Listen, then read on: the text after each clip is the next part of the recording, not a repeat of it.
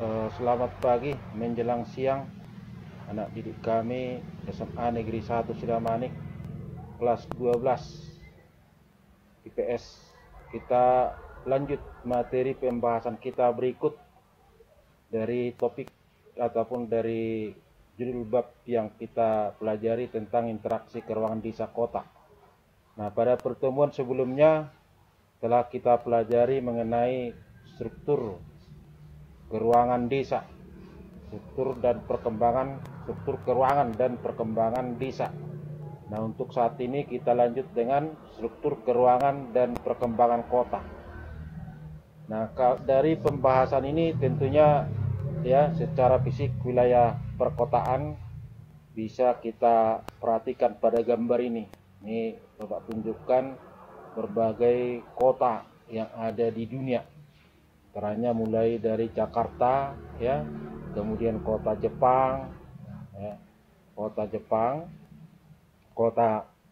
di negara Jepang, salah satu di antaranya kota Tokyo, kemudian berikutnya kota Berlin di Jerman, kemudian berikut dengan kota Los Angeles ya, kota Los Angeles. Ini tentunya kalau kita perhatikan ya, besarnya keempat kota ini tentunya beda-beda ya. Nah, bahkan kalau dilihat dari segi katakanlah perkembangannya, tentunya ada yang tumbuh berkembang pesat ya kan, kemudian ada yang agak lambat pertumbuhannya. Tentunya kalau dia kota-kota di negara maju itu menunjukkan suatu perkembangan yang lebih pesat. Nah, baik, inilah yang harus kita bahas ya dari berbagai seluk-beluk wilayah perkotaan tersebut. Baik, jadi yang pertama yang harus kita bahas tentang kota ini adalah dari segi pengertiannya. Apa yang disebut dengan kota? Nah, untuk mengetahui pengertian ini kita telaah dari berbagai orang ahli, diantaranya pendapat Bintarto, kemudian berikutnya adalah berdasarkan Peraturan Menteri Dalam Negeri RI Nomor 4 Tahun 1980. Ya. Baik, kita telah dulu dari yang disebutkan oleh Bintarto. Kota adalah sebagai suatu sistem jaringan kehidupan manusia yang ditandai dengan kepadatan penduduk yang tinggi dan diwarnai dengan strata sosial ekonomi yang heterogen dan coraknya yang materialistis ya. Baik, jadi dari pengertian yang dikemukakan oleh Bintarto ini bahwa ya suatu wilayah disebutkan sebagai kota, tentunya ada kriteria-kriteria yang didapatkan pada wilayah tersebut, yaitu terutama ya dari segi tingkat kepadatan penduduknya ya. Kalau di wilayah kota itu tentunya memiliki suatu tingkat kepadatan penduduk yang tinggi ya. Jadi apabila dibandingkan luas wilayah dengan jumlah penduduknya, nah di sini tentunya jumlah penduduknya cukup besar ya, sedangkan wilayahnya itu relatif sempit ya. Nah, kemudian juga diwarnai dengan strata sosial ekonomi yang heterogen ya. Karena di wilayah kota tersebut disebut sebagai wilayah itu suatu kota apabila tentunya sumber-sumber mata pencarian hidup masyarakat itu beraneka ragam ya, ataupun sudah berada di luar sektor agraris ya, sudah mengarah terhadap sektor industrialisasi ya, pelayanan dan jasa. Itulah yang utama sumber penghasilan ataupun pendapatan masyarakat kota itu. Dan kemudian masyarakatnya tentunya memiliki suatu sifat yang beda dengan kalau dibandingkan dengan desa ya. Ini sudah bercoraknya disebut bersifat materialistis, individualistis ya. Nah, jadi dia lebih berpikir terhadap hitung-hitungan uang ya kan. Hitung-hitungan apapun yang dilakukan itu senantiasa memperhitungkan dari segi keuangannya ya, keuntungan yang diperoleh ya, kemudian lebih memikirkan daripada keuntungannya masing-masing berapa yang saya dapatkan. Begitulah artinya kalau dilihat dari segi ya kehidupan sosial masyarakat yang ada di wilayah perkotaan tersebut. Ya, baik, itulah pendapat daripada Bintarto. Kemudian kita telaah berdasarkan Undang-Undang Nomor 4 Tahun 1980, ya, bahwa disebutkan kota itu dapat diartikan dalam dua kategori, yaitu kota sebagai suatu wadah yang memiliki batasan administratif sebagaimana diatur dalam perundang-undangan, dan kemudian kota sebagai suatu lingkungan kehidupan perkotaan yang mempunyai ciri non-agraris, misalnya ibu kota kabupaten, ibu kota kecamatan, serta berfungsi sebagai pertumbuhan dan pemukiman. Ya. Baik, jadi dari pembahasan ini tentunya berdasarkan undang-undang tersebut bahwa kota itu adalah merupakan suatu wilayah administratif pemerintahan, ya, wilayah administratif pemerintahan yang kali bisa diartikan sebagai kota itu sebagai wilayah kota madya, ataupun mungkin ya ibu kota negara, ibu kota provinsi, ya, kemudian ibu kota kabupaten, ibu kota kecamatan, ya. Itu jadi tiap kota tersebut tentunya ya dipimpin oleh seorang yang namanya wali kota, ya. Jadi baik kota di tingkat ibu kota negara, ya, itu dipimpin oleh wali kota, ya. Misalnya ya di Jakarta tentunya ada dipimpin berbagai wali kota dari sesuai dengan pembagian wilayah Jakarta secara keseluruhan tentunya. Demikian juga dengan provinsi, ya, provinsi, ibu kota provinsi, misalkan saja dengan kota Medan, tentunya ada wali kota Medannya, ya, seperti itu, sampai dengan tingkat kabupaten, ya, kota tersebut. Nah, kemudian dari pengertian lainnya, dari yang kedua adalah bahwa kota itu suatu lingkungan kehidupan, ya, masyarakat yang memiliki ciri non agraris, ya. Jadi masyarakatnya disebutkan masyarakat yang non agraris, ya, masyarakat yang non agraris, masyarakat yang kehidupannya adalah bergerak dalam bidang industrialisasi, ya, ataupun bergerak dalam bidang segi masyarakat yang sumber mata pencaharian hidupnya itu bergerak dalam bidang pelayanan dan jasa, ya, pelayanan dan jasa. Itulah yang utama sehingga disebut sebagai masyarakat yang bersifat non agraris. Ya, baik, saya kira itulah pengertiannya yang disebut dengan kota itu. Jadi berdasarkan kedua pengertian, kedua batasan pengertian inilah yang kita nyatakan dengan kota. Kemudian berikutnya, bagaimanakah karakteristik kota?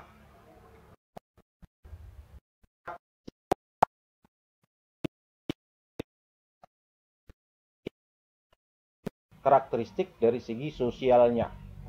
Kalau dari segi fisiknya, tentunya itu adalah dari berbagai gedung-gedung ataupun sarana prasarana yang dimiliki di wilayah perkotaan tersebut, ya.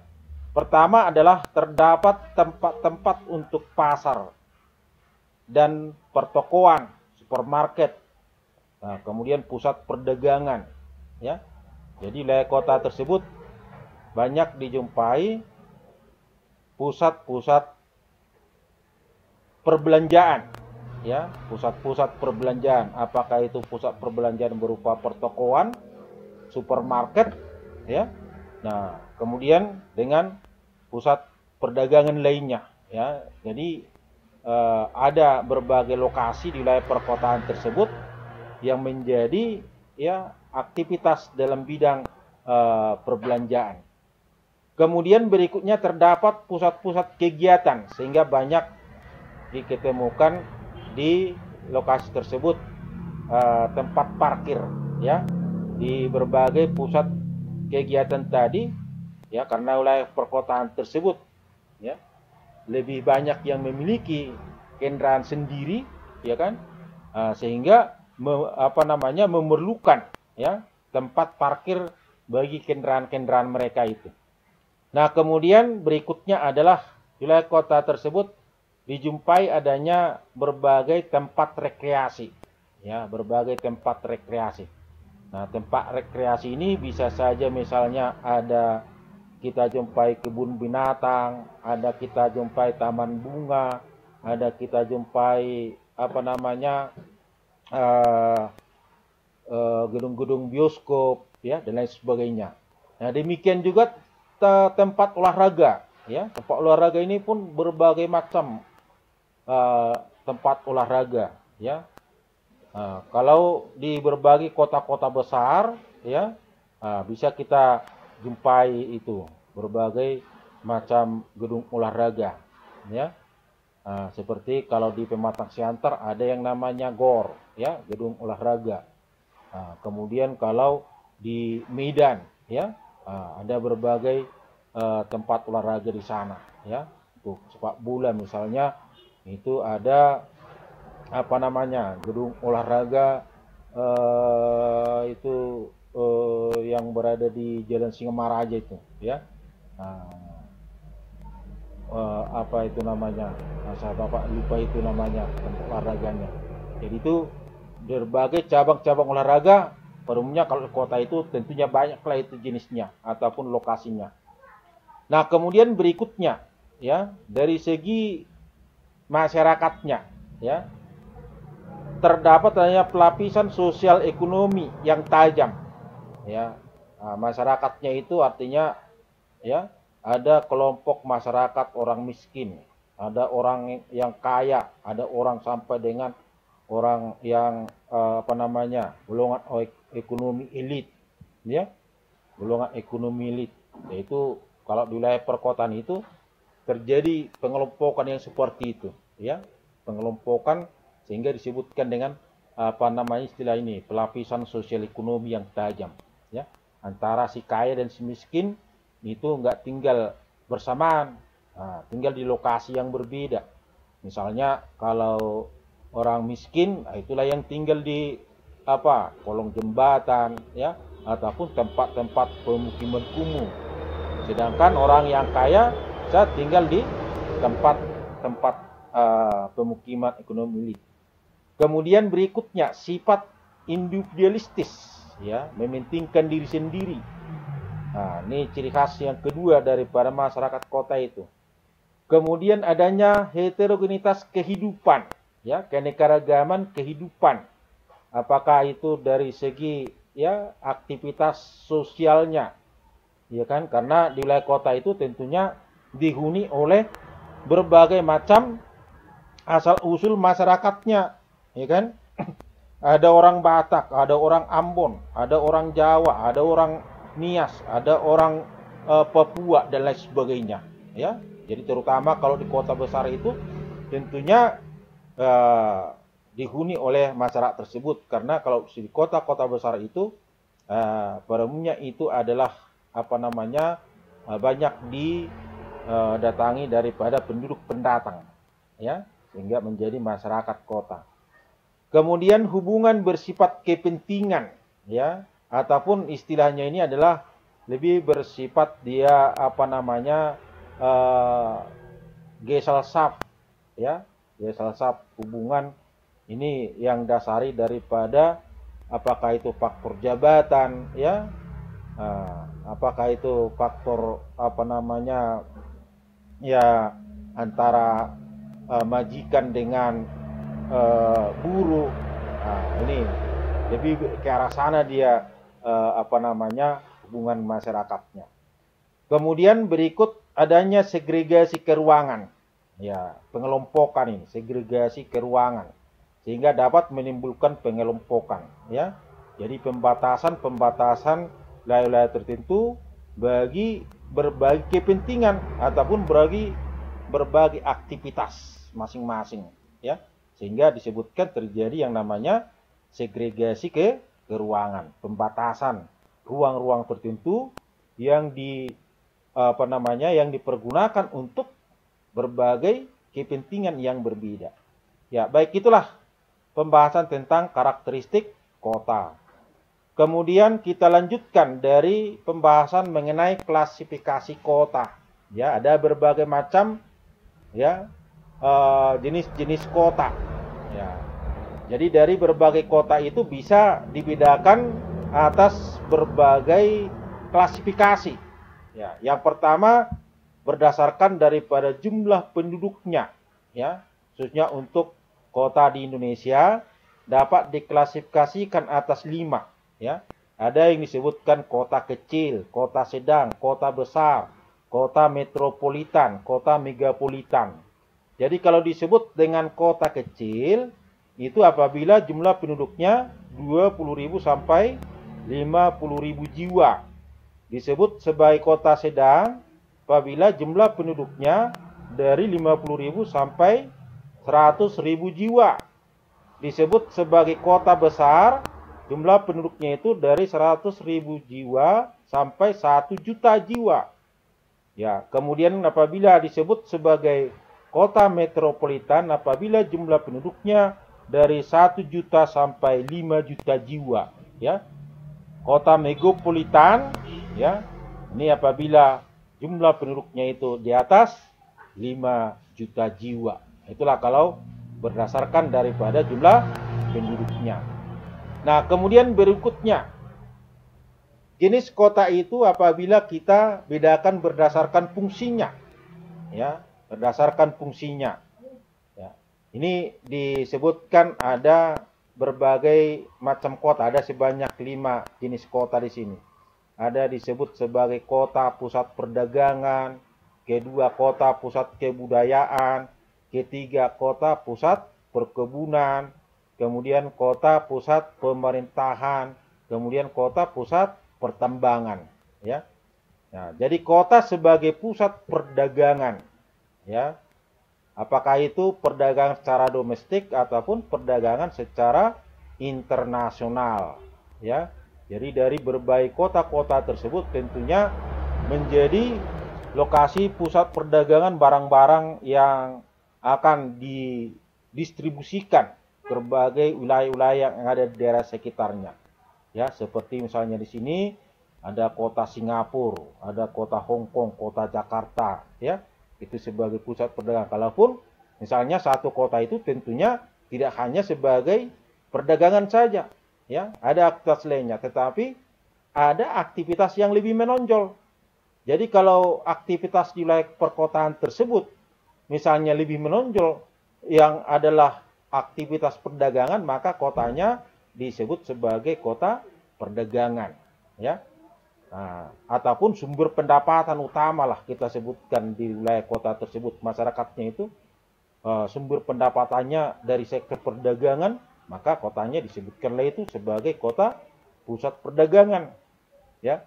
Kemudian berikutnya kota sebagai pusat kebudayaan, ya. Kota sebagai pusat kebudayaan, jadi artinya bahwa di kota tersebut, ya, itu bisa dikenali oleh masyarakat luas, terutama adalah dari pegelaran seni budaya yang dimiliki daripada kota tersebut. Ya, misalnya kota Yogyakarta, ya, kemudian kota Surakarta, kemudian kayak kota Denpasar, ya, dan kota-kota lain. Ya. Kemudian berikutnya kota pusat perkebunan. Ya. Artinya bahwa kota tersebut, ya, sumber utama penghasilan itu masyarakat yang ada rakyat tersebut ataupun sektor keuangan di wilayah kota itu adalah dari penghasilan perkebunan.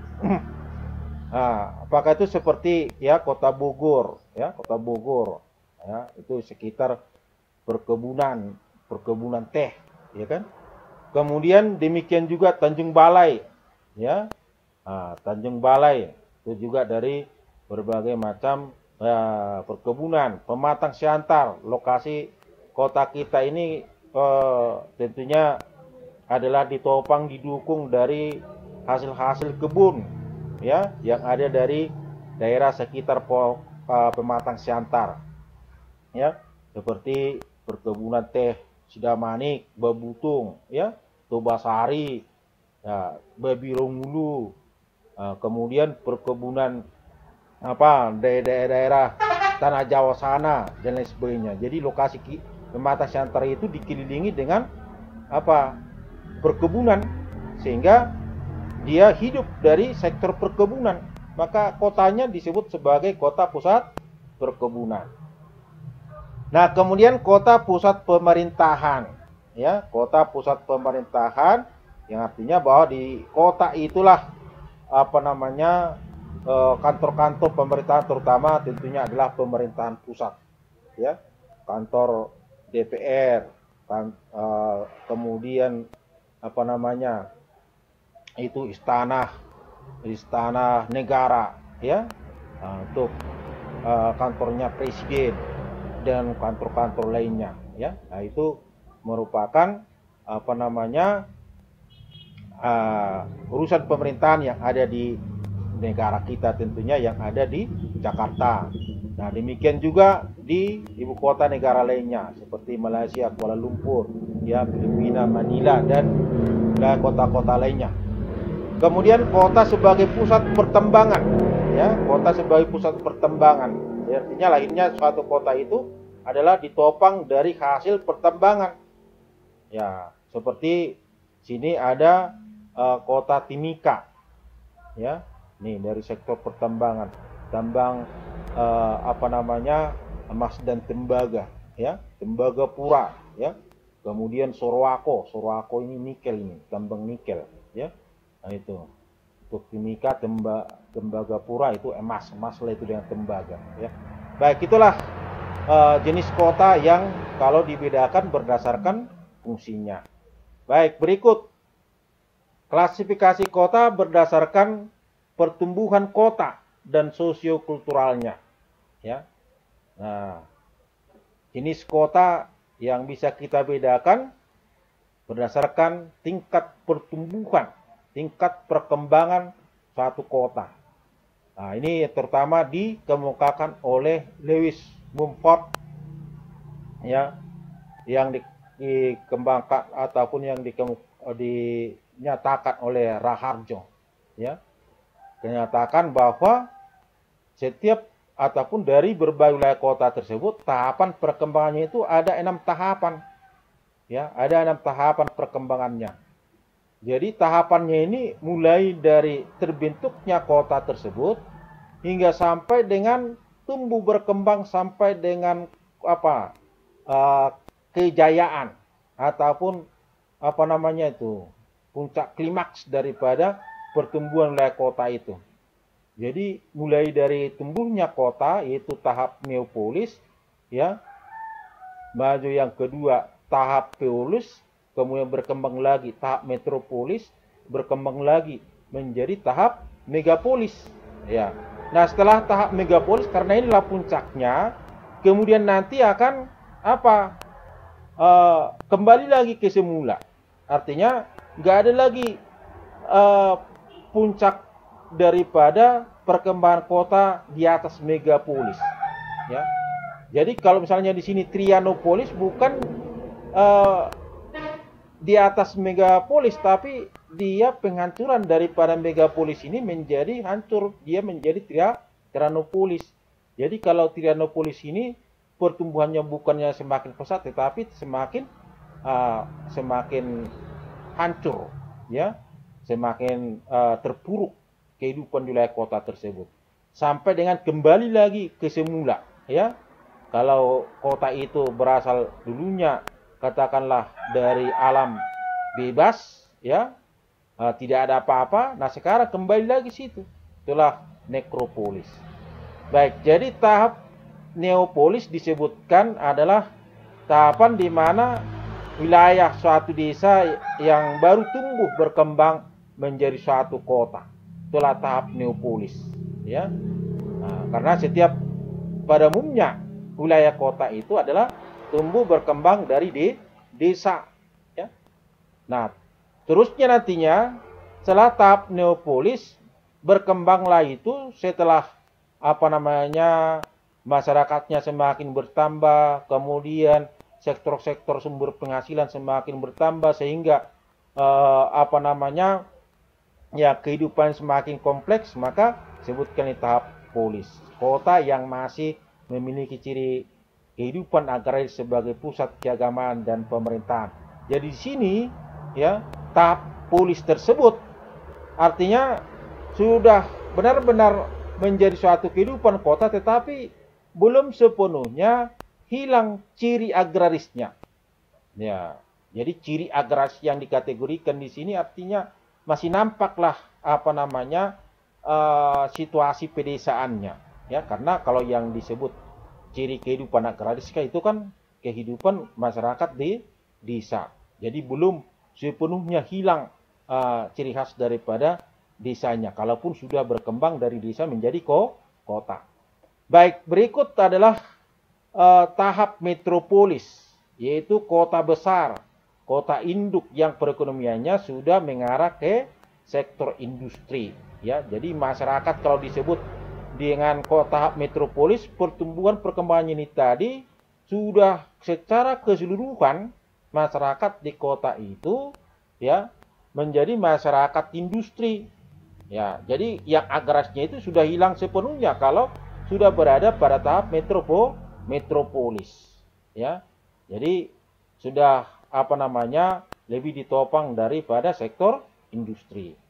Nah, kemudian tahap keempat, tahap megapolis, wilayah perkotaan yang terdiri atas beberapa kota metropolis yang berdekatan lokasinya sehingga membentuk jalur perkotaan yang sangat besar dan telah mencapai tingkat tertinggi. Ya, jadi kalau di tahap megapolis ini artinya antara dua kota metropolis yang berdekatan itu sudah membentuk satu jalur yang menyambung. Ya, sepertinya sudah tidak terpisah lagi, ya kan? Dua kota metropolitan itu. Jadi dia sudah menyatu. Ya, sudah menyatu. Kalaupun masih dikatakan itu bukan satu kota, itu dua kota, tetapi batasannya sudah tidak jelas lagi karena antara kedua kota metropolitan itu artinya sudah nggak ada lagi kita ketemukan misalnya pembatasnya itu seperti ada perkebunan, ada areal pertanian dan lain sebagainya. Ini sudah semuanya itu sudah dipenuhi dengan gedung-gedung, ya, sudah menyatu antara kedua kota tersebut. Jadi contohnya itu seperti ya kota Boston dan Washington, ya, Boston dan Washington yang ada di Amerika Serikat. Nah, itu dua kota metropolitan yang sudah bergabung menjadi satu sehingga disebut sebagai jalur Bos-Was, ya, Boston dan Washington. Berikut tahap Trianopolis, kota yang sudah mengalami kemerosotan moral dan akhlak manusianya, diliputi oleh kerawanan sosial dan sulit dikendalikan. Misalnya angka kriminalitas yang tinggi, kemacetan lalu lintas yang tinggi, kemudian kerusakan lingkungan, ya. Jadi di sini artinya bahwa kehidupan di wilayah perkotaan tersebut bukan lagi semakin makmur, tetapi sudah semakin kacau balau kehidupan masyarakat di wilayah kota tersebut. Karena antara sekelompok masyarakat dengan sekelompok masyarakat lainnya sudah sering terjadi tindak-tindak kriminalitas, ya, sering terjadi pencurian, penodongan, pemerkosaan dan lain sebagainya, ya, sehingga disebutkan angka kriminalitasnya sangat tinggi. Demikian juga di lalu lintasnya sudah terjadi kemacetan lalu lintas, kondisi lingkungannya sudah semakin parah, ya kan, sudah menuju ke arah kehancuran. Inilah Trianopolis. Nah, kemudian tahap yang terakhir adalah tahap nekropolis, bahwa kota yang kehidupannya mulai sepi, ya, menuju ke arah keruntuhan, bahkan berkembang menjadi kota mati, kota yang sudah mengalami kehancuran peradabannya. Jadi artinya setelah Trianopolis sudah menunjukkan ke arah kehancuran, nah di sini sudah hancur total kotanya, ya kan? Sudah mulai rata dengan tanah ataupun sudah menjadi kota mati, ya. Nah, itulah uh, jenis kota itu kalau dilihat dari segi tingkat perkembangannya. Jadi suatu kota itu senantiasa menunjukkan tumbuh berkembang, kemudian nanti dia akan hancur kembali, ya. Nah, begitulah perkembangannya. Baik, berikut adalah mengenai perbedaan antara masyarakat desa dengan masyarakat kota, ya. Nah, ini bisa kita lihat faktor-faktor yang membedakannya, ya, atau unsur yang membedakannya, ya. Jadi ini bisa kita pertama kita lihat dari segi kepadatan penduduknya, ya. Kalau kota sudah jelas padat penduduknya, ya kan? Desa tidak padat ataupun jarang. Kemudian dari segi interaksi sosial, ya. Kalau interaksi sosial, kalau di kota itu kurang ataupun rendah, di desa itu interaksi sosialnya tinggi, ya. Karena di sini lebih bersifat yang namanya kekeluargaan ataupun yang kita sebut dengan istilahnya adalah hubungan yang bersifat Gemeinschaft. Nah, di sini Gesellschaft, sehingga interaksi sosialnya menurun. Nah, di situ. Kemudian status sosialnya kota itu labil, ya, dan desa stabil, ya kan.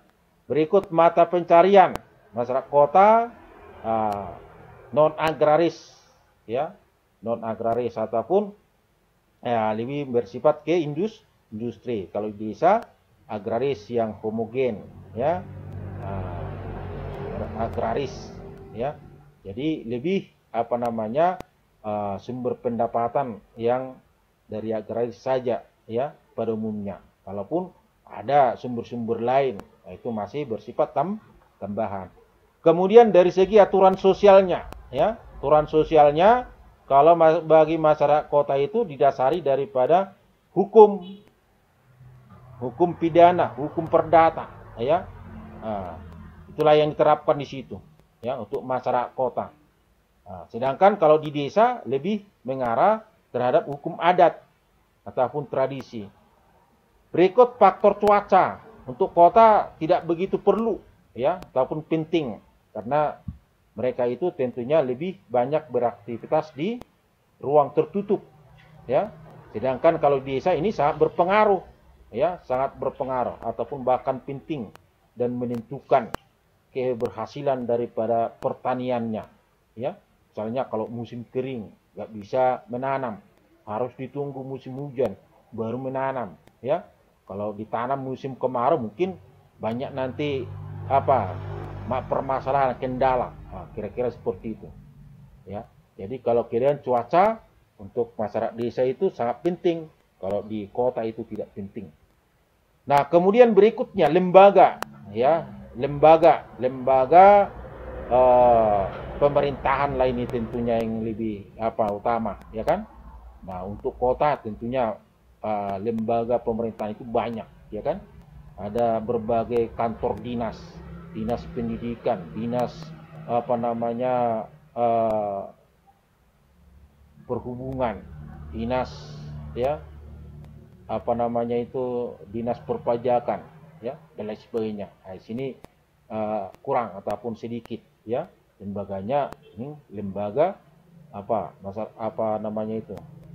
lembaga-lembaga masyarakat desa, ada LMD, ada LKMD, ya, ada kantor kepala desa, hanya itu saja, ya, sedikit sekali.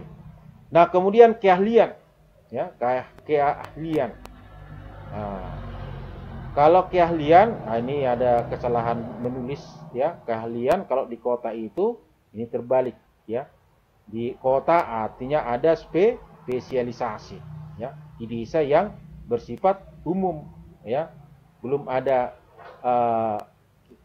keahlian spesialisasi di sini. Ini terbalik, ya, terbalik. Nanti kamu kalau mau tulis ini harus dibalikkan ini, ya, harus dibalikkan. Di kota yang punya spesialisasi, ada dokter spesialis mata, spesialis telinga, ya. Nah, kalau di desa mana ada itu, ya kan.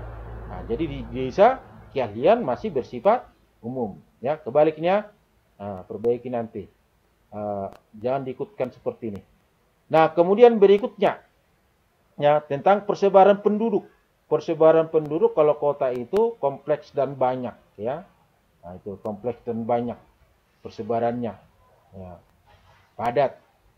Ya, seperti ini sederhana, desa sederhana tapi sedikit. Kemudian kemampuan bersosial, ya, kemampuan bersosial. Kalau di kota individu, nah itu sudah kita jelaskan tadi. Kemudian desa lebih bersifat gotong royong, ya kan? Bersifat gotong royong, nah, kerjasama, ya, kerjasama. Nah, kemudian mobilitas, ya, pergerakan penduduknya, kota itu tinggi, desa itu rendah, ya. Jadi senantiasa kalau masyarakat kota, ya, artinya dari waktu ke waktu bisa saja, artinya senantiasa bepergian ke lokasi-lokasi yang lebih jauh. Baik, itu mengenai perbedaan masyarakat desa dan kota. Nah, untuk kemudian adalah mengenai struktur keuangan, ya. Bagaimanakah struktur keuangan kota? Ya. Nah, struktur keuangan kota itu bermacam-macam, ya, bermacam-macam, enggak satu strukturnya. Ya, pada umumnya itu struktur keuangannya ada dibangun berdasarkan berbagai macam teori, ya, berbagai macam teori. Teori yang pertama disebutkan dengan teori konsentris, ya. Teori konsentris yang dibuat oleh Ernest W. Burgess, ya, Ernest W. Burgess. Nah, dia membuat struktur kota berdasarkan lapisan-lapisan yang melingkar, ya, ataupun yang disebut dengan istilah zona-zona konsentris, ya. Mulai dari zona 1, ya, dari pusat lingkaran, ya. Zona 1 ini merupakan daerah pusat kegiatan ataupun istilah kata lainnya adalah Central Business District, ya, Central Business District. Nah, di sinilah artinya, ya, berbagai pertokoan ataupun supermarket atau gedung-gedung pusat perbelanjaan lainnya dengan aktivitas lainnya, ya. Jadi di zona 1 sinilah kegiatan masyarakat kota yang lebih banyak, ya, dan sangat padat sekali, ya. Sini dia inti kotanya, ya kan? Aktivitas yang sangat banyak sekali, ya, yang berada pada inti kota zona 1 ini, ya. Jadi zonanya, gambarannya adalah bentuk melingkar, ya, bentuk melingkar. Nah, di luarnya ini zona yang kedua. Zona yang kedua adalah merupakan daerah peralihan, ya, atau zone of transition, ya, zona peralihan. Nah, peralihan dari mana? Peralihan dari inti kota ke luarnya, ya, nah, keluarnya, ya kan? Nah, biasanya kalau di zona peralihan ini banyak kita ketemukan seperti pabrik, ya, ataupun gedung-gedung untuk apa namanya, untuk pergudangan, ya, dan lain sebagainya. Kemudian berikut ke zona yang ketiga, ya.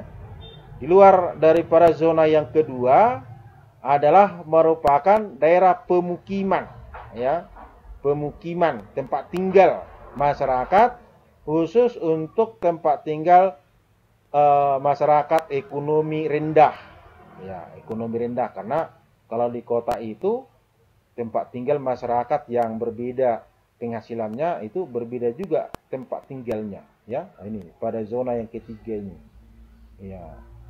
Kemudian zona yang keempat, ya, zona yang keempat adalah daerah kelas menengah, ya, daerah kelas menengah, pemukiman ekonomi menengah, ya, pemukiman untuk golongan ekonomi menengah. Nah, sinilah dia, ya, sekelilingnya di luar daripada zona 3, ya. Kemudian berbatasan ke zona 5, ya. Nah, berbatasan ke zona 5. Nah, kalau sudah berada pada zona 5, ini sudah merupakan pemukiman masyarakat ekonomi elit ataupun ekonomi tinggi, ya. Daerah kelas tinggi. Ini dia yang berada pada zona 5 ini. Kemudian di luarnya, inilah yang disebutkan dengan zona para pengelaju. Ini sudah batas desa ke kota ini, ya. Di luarnya sampai dengan misalnya ini kalau ada yang keenam, ini batasan desa kota, ya. Batasan desa kota ini sudah zona-zona pengelaju, ya. Zona pengelaju. Baik. Jadi pada zona konsentris tadi, ya, ini ada terangan daripada setiap zona, ya, dari setiap kota, dari setiap zona tadi, zona-zona konsentrisnya, ya, mulai dari zona 1, zona 2, zona 3, zona 4 sampai dengan zona 5, ya. Jadi tentunya mulai dari zona 1 tadi itu merupakan pusat segala kegiatan, ya, seperti kegiatan sosial, ekonomi, budaya, teknologi, dan politik dengan aktivitas paling tinggi. Kemudian zona 2 mengalami penurunan kualitas lingkungan yang disebabkan pemusatan kegiatan pada zona 1. Pada zona 2 terbentuk pemukiman kumuh yang berasosiasi daerah miskin dan kriminalitas yang tinggi. Jadi di luar kalau di sini tadi zona 2-nya itu ada pabrik-pabrik, di sekitarnya itu tentunya ada pemukiman daripada buruh ataupun karyawannya. Kemudian berikut zona 3, tempati para pekerja pendatang dengan kualitas pemukiman yang lebih baik dari zona 2, pemukiman kelas rendah. Kemudian zona 4 ditempati penduduk dengan tingkat ekonomi menengah atas, ya, ekonomi sedang, fasilitas pemukiman lebih tertata, ya, dan nyaman. Kemudian berikutnya zona 5, ini tadi, ya, kawasan ekonomi yang lebih elit, lebih bagus, ya, karena ini tuh berbatasan ke ke desa, maka sering disebutkan ada di sini kawasan pengelaju, ya. Baik, berikut struktur ruang kota berdasarkan teori sektoral, ya, teori sektoral yang dikemukakan oleh Homer Hoyt, ya. Bedanya dengan teori konsentris, kalau teori sektoral kau perhatikan di sini bentuknya, ya, bentuk setiap zona. Nah, di sini dia per sektor dia, ya kan? Yang sama itu hanya di bagian tengahnya melingkar zona 1, ya. Jadi kalau zona 1 daerah pusat kegiatan ataupun central business district tetap sama bentuknya melingkar, ya. Tetapi kalau untuk zona 2-nya, ini zona 2-nya mulai dari batasan zona 1 sampai ke pinggiran kota, ini bentuknya berbentuk sektor, ya. Jadi ke arah utara ini satu sektor, ke arah selatan ini, ya, sektor kedua, ya. Tuh, jadi zona 2-nya ini ada yang ke arah utara, ada yang ke arah selatan, ya, itu. Kemudian zona 3-nya, nah zona 3-nya kau perhatikan di situ ada 3 lokasi, ya kan? Ada, ini satu sektor, ya kan? Satu sektor ke arah barat, ya. Nah, kemudian satu sektor lagi ke arah katakan ini ke arah utara. Kemudian satu sektor lagi ke arah selatan. Ini, itu dia. Jadi ada 3 lokasi itu zona 3-nya, ya. Ada 3 lokasi. Jadi kalau di zona 2 tadi adalah merupakan daerah grosir ataupun manufaktur, ya. Ini pertokoan ataupun pabrik-pabrik ataupun industri. Sedangkan untuk zona 3 ini sudah merupakan tempat pemukiman, ya. Tempat pemukiman untuk kelas rendah, ya, untuk zona 3. Untuk zona 4, perhatikan zonanya juga ada 2 nih. Ini 1, ya, ini 1, ya. Jadi ada 2 sektor zona 4-nya. tempat pemukiman kelas menengah, ya, itu. Kemudian zona 5-nya tempat pemukiman kelas atas, ya. Ini hanya satu sektor, ya, hanya satu sektor dia. Inilah bentuknya, bentuk struktur ruang kota yang berdasarkan daripada teori sektor, ya, itu dia. Nah, baik. Jadi teori sektoral tersebut, ya, di sini orang cenderung membangun aktivitas sedekat mungkin dengan jalur jalan utama.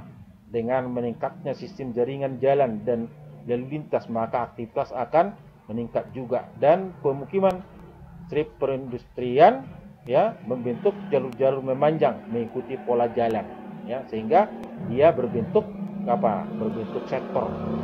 Nah, kemudian berikut teori yang ketiga. Teori yang ketiga adalah yang disebut dengan teori inti ganda, ya. Teori inti ganda dikemukakan oleh C.D. Harris dan F.L. Ullman. Ya. Nih, teori inti ganda berarti inti gandanya itu bisa lebih dari satu, ya. Bisa lebih dari satu.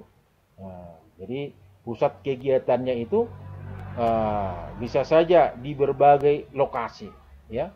Bisa saja di berbagai lokasi, sehingga di kota tersebut tempat yang padat dan ramai bukan hanya di intinya saja, ya, ataupun di pusat kotanya, tetapi di berbagai lokasi titik tertentu akan memungkinkan ada tempat-tempat yang padat dan ramai. Ya, ini gambarannya kalau kita bandingkan, ini sudah terpencar-pencar dia bagian-bagian yang diperuntukkan untuk berbagai penggunaan yang ada di wilayah perkotaan tersebut. Kita mulai dari zona 1, ya. Zona 1 daerah pusat kegiatan atau Central Business District. Inilah dia, kan? Nah, jadi bentuknya bukan sektor, bukan apa. Nah, ini sesuai dengan tentunya kondisi keadaan yang ada di wilayah perkotaan tersebut. Kemudian berikutnya zona 2, ya. Daerah grosir dan manufaktur, ya. Sini dia lokasinya, zona 2-nya. Ya. Zona 1, zona 2, ya kan? Kemudian zona 3. Nah, zona 3 ada 1, 2, 3. Ada 3 tempat. Ya. Ada 3 tempat untuk daerah pemukiman kelas ekonomi rendah, masyarakat yang berpenghasilan ekonomi rendah. Zona 4. Zona 4 untuk pemukiman masyarakat ekonomi menengah. Ini zona 4-nya, pemukiman untuk golongan ekonomi menengah. Kemudian zona 5-nya. Zona 5 itu pemukiman kelas tinggi. Ini satu lokasi, ya. Ini satu lokasi. Zona 6-nya itu adalah merupakan daerah manufaktur berat, ya. Nah, daerah manufaktur berat. Ya, artinya di sini ya dibangun berbagai pabrik-pabrik besar, ya, itu yang disebut istilah manufaktur berat. Kemudian zona 7. Zona 7 daerah di luar pusat daerah kegiatan. Ya, daerah di luar pusat daerah kegiatan. Ya, mungkin di sini, ya, ada berbagai sektor aktivitas masyarakat yang memungkinkan, ya, bisa sampai hampir menyerupai seperti pusat daerah kegiatan. Kemudian pemukiman suburban, ya, zona 8. Pemukiman suburban. Ya, ini adalah ya, lokasi penduduk pendatang, ya. Penduduk pendatang dari desa, ya. Ini sehingga disebut pemukiman suburban. Kemudian 9, daerah industri suburban, ya. Sini itu merupakan daerah industri suburban. Nah, itulah. Jadi artinya struktur keruangannya, ya, berbeda, tidak berdasarkan konsentris ataupun sektoral. Di sini ada kegiatan inti banyak. Jadi teori inti ganda itu di mana kondisi kota di sini lebih kompleks, ya, lebih kompleks, lebih apa namanya, menunjukkan suatu wilayah kota di mana keramaiannya itu ya terpencar-pencar, ya, tidak berada pada satu lokasi dia. Jadi relatif lebih kompleks dibanding dengan model konsentris dan sektoral. Hal ini disebabkan oleh munculnya pusat-pusat tambahan yang masing-masing akan berfungsi menjadi kutub pertumbuhan seperti pelabuhan udara, kompleks industri, perguruan tinggi, dan pelabuhan laut. Jadi kalau di bedanya di teori inti ganda ini lebih dikategorikan bahwa ada pusat-pusat tambahan. Ya, pusat-pusat tambahan. Inilah yang menjadikan wilayah-wilayah di misalnya di pinggiran kota itu menjadi tempat yang padat dan ramai. Ya. Nah, tempat yang padat dan ramai ini bisa berada di lokasi yang berada pada misalkan sekitar pelabuhan udara. Ini bisa menjadi pusat daerah kegiatan ini, ya, ataupun central business district. Kemudian kompleks industri, ya, kompleks industri. Nah, ini bisa menjadi lokasi yang padat dan ramai dan sekitarnya. Kemudian lokasi perguruan tinggi, ya, gedung-gedung universitas di suatu lokasi sehingga di sekitarnya itu menjadi zona-zona yang padat dan ramai. Dan kemudian bisa saja berupa pelabuhan laut, ya. Inilah pusat-pusat tambahan aktivitas di daerah sekitar pinggiran kota yang menyebabkan sebutkan intinya itu jadi ganda, ya kan, intinya itu jadi lebih dari satu. Ya, baik, saya kira itulah pembahasan kita, ya, pembahasan kita menyangkut daripada struktur dan perkembangan, ya, kota. Baik, jadi dari pembahasan tadi diharapkan Anda bisa menjelaskan tugas berikut, yaitu jelaskan disertai gambar, ya, struktur keuangan dan perkembangan kota dari segi pertama adalah pengertian kota. Kota itu apa, ya? Ada tadi menurut Bentarto, kemudian menurut undang-undang itu yang kita sebutkan. Kemudian bagaimana karakteristik kota, ya? Karakteristik secara fisik dan sosialnya bagaimana? Kemudian klasifikasi kota, ada tadi dari berbagai pengklasifikasian. Kemudian dari struktur ruang kota, ya, yang dasarkan daripada ada berbagai teori, ada teori konsentris, sektoral, dan teori tinganda, bagaimana? Yaitu, baik, kamu uraikan jabarkan itu, kerjakan yang lengkap di dalam buku catatanmu. Seperti biasa, kalau gambar, ini kamu cukup di print out saja dari internet, ya, ambil dari situ, print out, kemudian tempelkan. Tetapi penjelasannya jangan di print out, ya. Penjelasannya itu yang harus kamu tulis sendiri, tulis tangan di buku catatannya, jangan di print out, ya, jangan di print out penjelasannya. Penjelasan itu harus ditulis tangan, ya. Hanya gambarnya saja yang di print out, ya. Baik, inilah pembahasan pertemuan kita untuk pertemuan ke-9. Nanti untuk pertemuan ke-10 tidak ada pembahasan materi karena kita sudah apa namanya, ya, ujian, ya, ujian tengah semester, penilaian tengah semester. Jadi PTS, ya, kita laksanakan pertemuan 10 PTS, penilaian tengah semester. Jadi kamu pelajari ulang kembali pembahasan bab 1 saja, ya, sumber ujiannya, ya. Bahasan bab 1 saja yang kamu harus pelajari, yaitu mengenai apa? Konsep wilayah dan tata ruang, ya. Itu saja bab. Untuk bab kedua nanti itu untuk apa itu? Untuk pembahasan ataupun untuk penguraian atau pembahasan untuk yang berikutnya, ya, ataupun untuk ujian berikutnya itu, untuk semester nantinya itu, ya. Nah, jadi cukup pelajari dari hanya bab 1 saja, ya, mengenai konsep wilayah dan tata ruang, ya, konsep wilayah dan tata ruang. Itu saja yang kamu persiapkan dari situ.